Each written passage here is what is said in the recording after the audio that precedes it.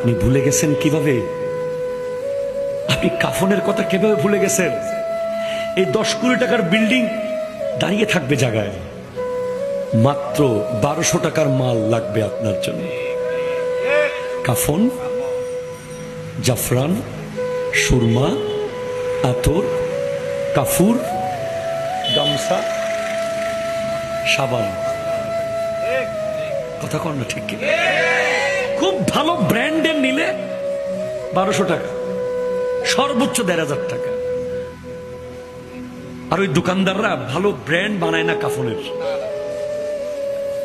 টি শার্টের ভালো ভালো ব্র্যান্ড বানায়, জুতারও ব্র্যান্ড আছে, 300 টাকারও পাবেন, 3000 টাকারও। কাফন কিন্তু সেরকম করে না। কেন জানেন?